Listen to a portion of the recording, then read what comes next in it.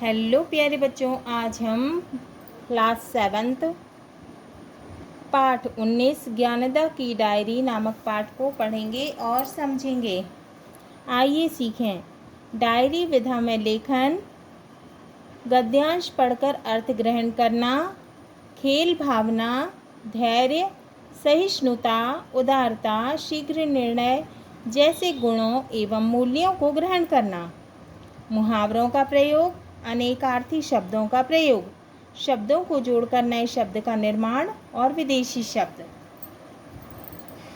तो हमें क्या सीखना है?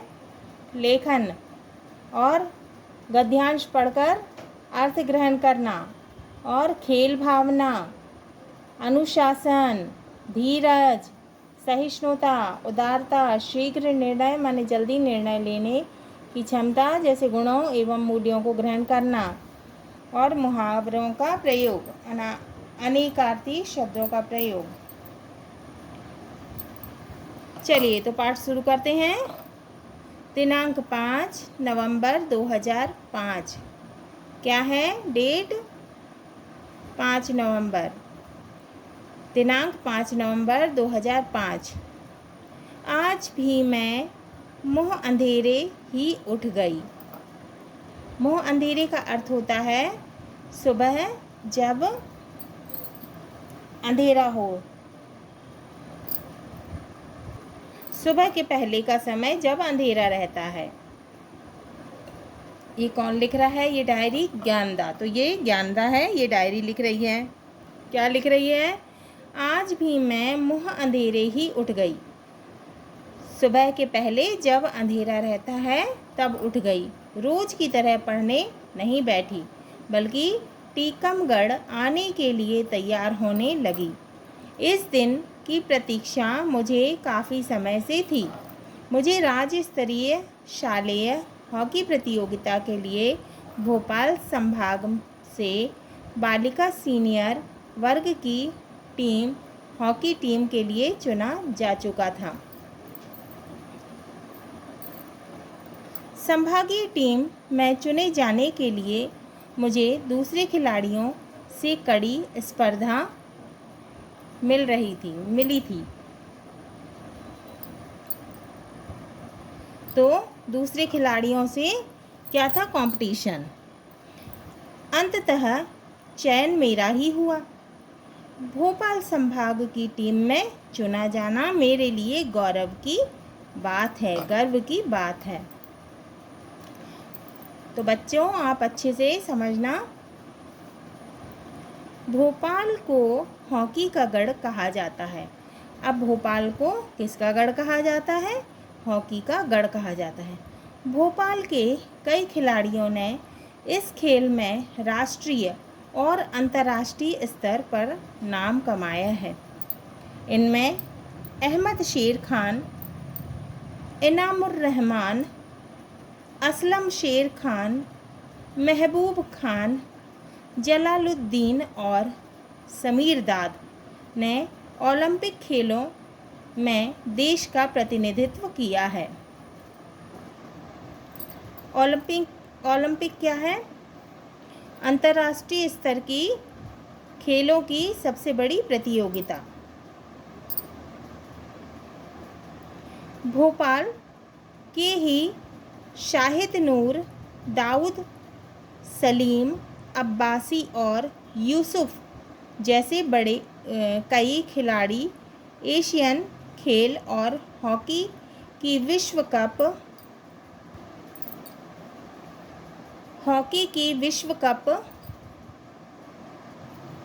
प्रतियोगिता में भाग ले चुके हैं। ओलंपिक क्या है? अंतर्राष्ट्रीय स्तर की सबसे बड़ी खेलों की प्रतियोगिता जो हर 4 वर्ष में आयोजित की जाती है या आयोजित होती है। प्रतियोगिता में भाग ले चुके हैं। भोपाल में होने वाले ओबेदुल्ला स्वर्ण कप हॉकी टूर्नामेंट को राष्ट्रीय ख्याति प्राप्त है। ख्याति का अर्थ है प्रसिद्धि। तो भोपाल में होने वाले ओबेदुल्ला स्वर्ण कप हॉकी टूर्नामेंट को राष्ट्रीय ख्याति प्राप्त है। माँ ने मेरा आवश्यक सामान बांधने में मेरी मदद की और हर अच्छी माँ की तरह मुझे समझाया भी। माँ तो मुझे अब भी नन्ही सी बच्ची समझती है। ये कौन लिख रहा है? ज्ञानदा। मेरे लिए यह पहला अवसर तो था नहीं। मैं पहले भी मिनी और जूनियर टीम के साथ हॉकी खेलने बाहर जा चुकी हूँ। मिनी क्या है? छोटा। शालेय खेलों में 14 वर्ष तक का वर्ग।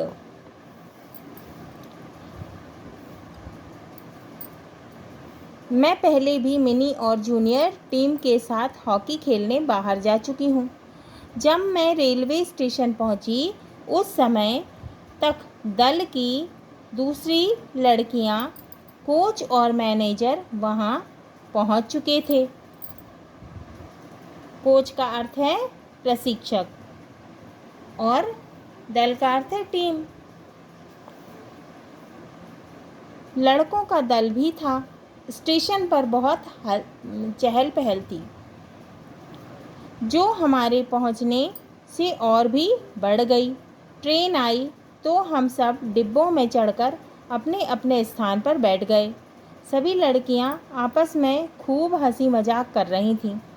लगभग 3 घंटे बाद हम ललितपुर पहुँचे और वहाँ से टीकमगढ़ आने के लिए बस में बैठे।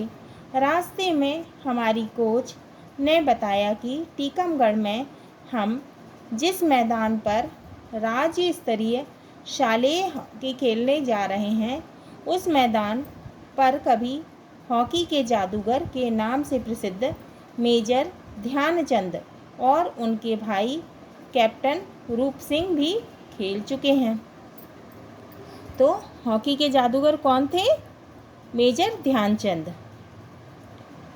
मेजर ध्यानचंद और कैप्टन रूप सिंह ने कई बार अपने उत्कृष्ट खेल में से भारत को ओलंपिक खेलों में स्वर्ण पदक, गोल्ड मेडल, स्वर्ण पदक क्या? गोल्ड मेडल दिलाया। मेजर ध्यानचंद का जन्म दिवस 29 अगस्त। कब हुआ था उनका जन्म? 29 अगस्त राष्ट्रीय खेल दिवस के रूप में मनाया जाता है। तो मेजर ध्यानचंद का जन्म दिवस 29 अगस्त किस दिवस के रूप में मनाया जाता है? राष्ट्रीय खेल दिवस के रूप में मनाया जाता है। ग्वालियर में कैप्टन रूप सिंह के नाम पर स्टेडियम का नामकरण किया गया है। तो कैप्टन रूप सिंह स्टेडियम कहाँ पे है? ग्वालियर में। ग्वालियर के शिवाजी पवार, शंकर लक्ष्मण और क्रिस्टी ने भी हॉकी के क्षेत्र में अंतर्राष्ट्रीय स्तर पर अपने नाम के झंडे गाड़े हैं। झंडे गाड़ने का अर्थ है जीत हासिल करना। यहाँ हमें एक विद्यालय में दूसरी टीम की लड़कियों के साथ ठहराया गया है। खाना खाने के बाद अधिकांश लड़कियाँ अपने बिस्तर पर लेट गईं। सभी थकी हैं। कुछ तो जैसे घोड़े बेचकर सो रही हैं। मतलब बहुत गहरी नींद में सो रही हैं। कल हमें अपना श्रेष्ठ प्रदर्शन करना होगा।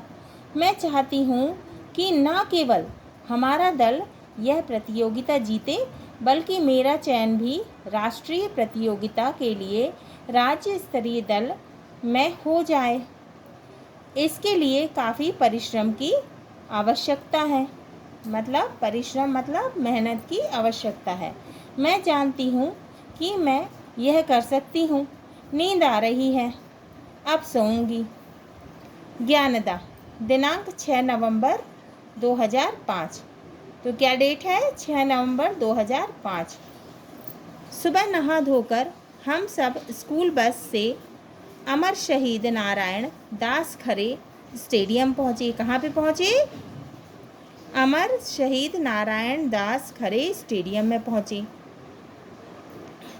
जो प्रतियोगिता का मुख्य क्रीड़ांगन है, माने खेल का मैदान है।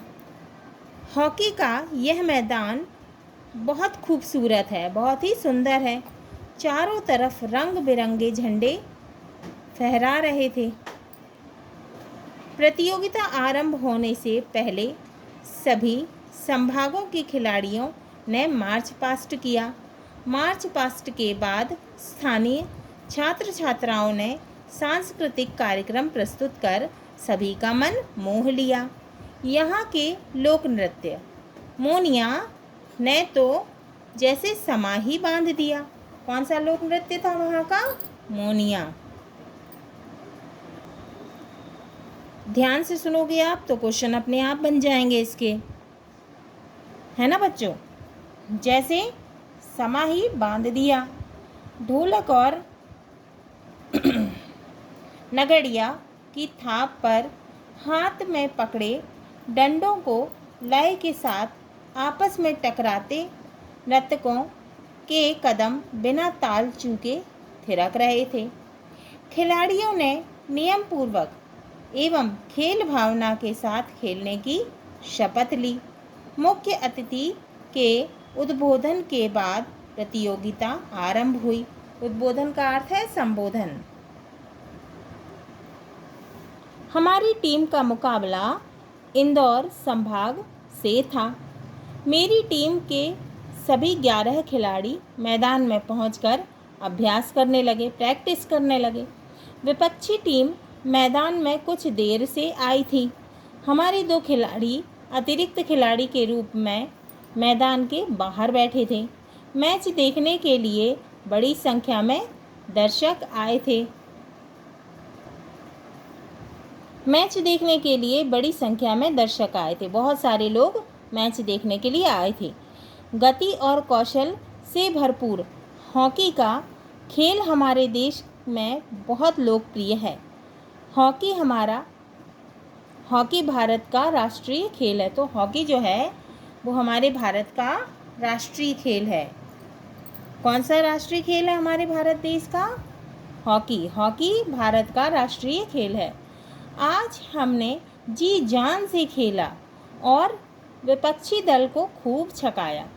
हमारी कोच ने जो रणनीति बनाई थी हमने उसका अच्छी तरह पालन किया। विपक्षी रक्षा पंक्ति काफ़ी मजबूत थी।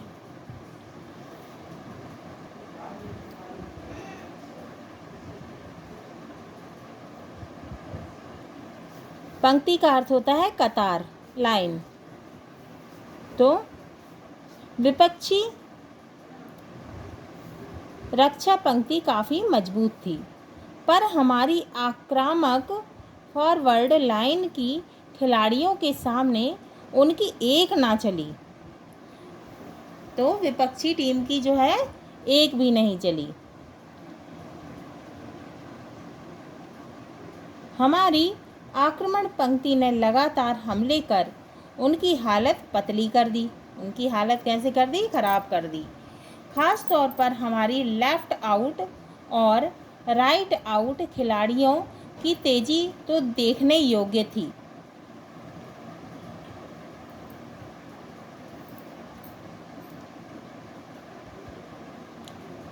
इनमें से जिसे भी गेंद मिलती वह उसे लेकर बंदूक की गोली की तरह गोल पोस्ट की ओर लपकती। 2 गोल इन्हीं के लिए पास पर हुए थे। हमारे ऊपर भी 2 गोल हुए, पर हमने 3 गोल दागे और जीत गए। किसकी टीम जीत गई? ज्ञानदा की। विपक्षी दल के खिलाड़ियों ने खूब पसीना बहाया, खूब मेहनत की। विपक्षी दल के खिलाड़ियों ने भी खूब मेहनत की, पर हमारी जो गोलकीपर रोजी ने अच्छा बचाव किया। हमारी जो गोलकीपर थी रोजी, उसने अच्छा बचाव किया। दोनों रेफरी भी काफ़ी सजग थे। जरा भी फाउल हुआ नहीं कि उनकी सीटी बज उठती। विपक्षी खिलाड़ी की कैरॉड के बाद हमें मिले फ्री हिट को लता ने इतनी ज़ोर से लगाया था कि गेंद हमारी ही खिलाड़ी शबनम के टखने में जा लगी।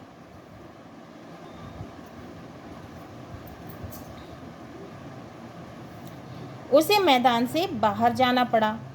उसकी जगह अतिरिक्त खिलाड़ी स्वर्णलता ने ली। अब उसकी जगह किसने ले ली? स्वर्णलता ने।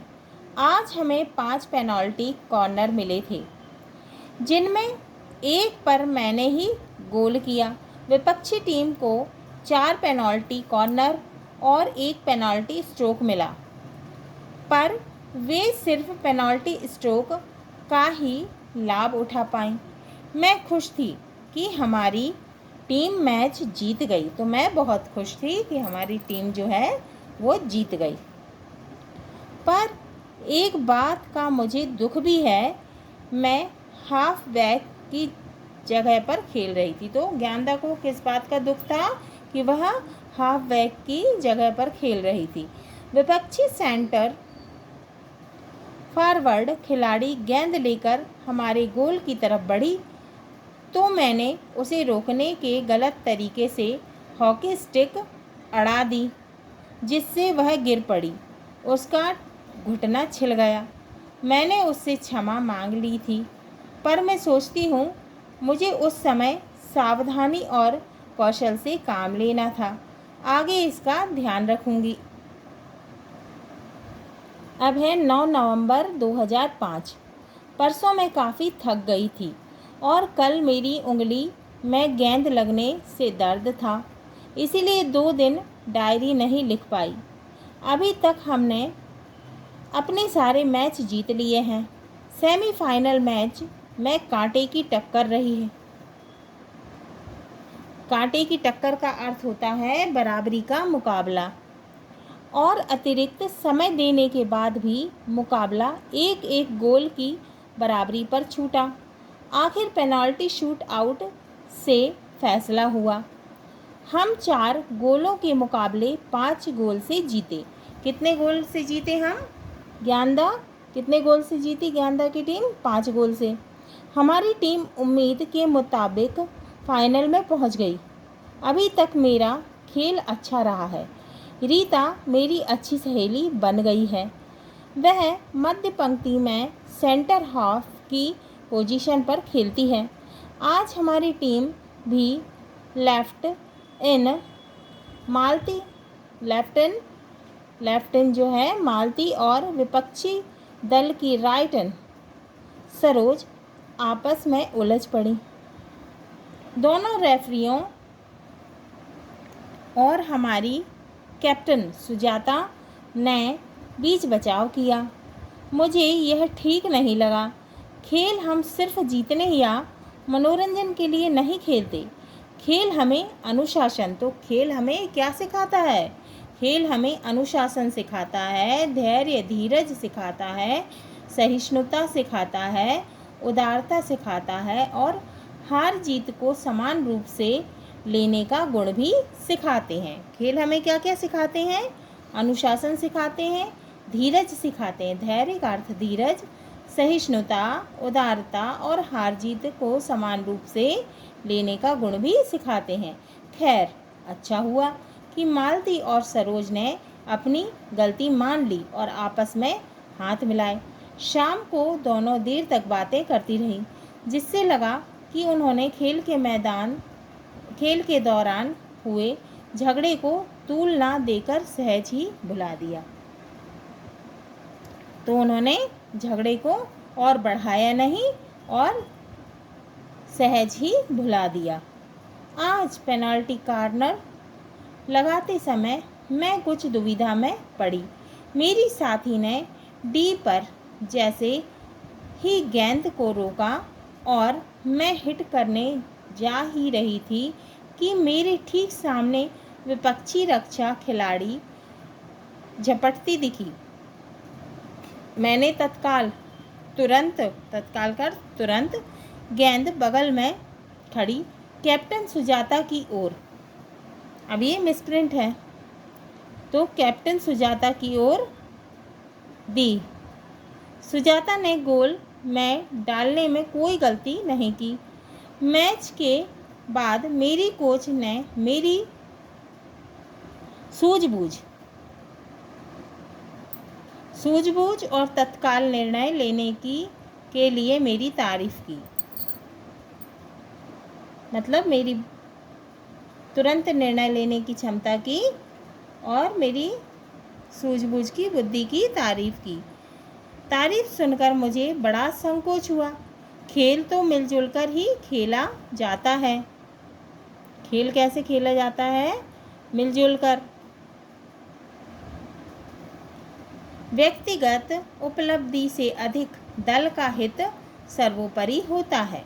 अगर मैं स्वयं प्रहार करती तो हो सकता है विपक्षी खिलाड़ी गेंद रोक लेती और मेरा प्रयास बेकार जाता। खेल यही तो सिखाते हैं कि परिस्थिति के अनुरूप तत्काल निर्णय लें और उसे व्यवहार में लाएं। मैंने वही किया जो मुझे करना चाहिए था। अब तक सब ठीक हुआ है, पर असली और कड़ी परीक्षा तो कल फाइनल में होगी।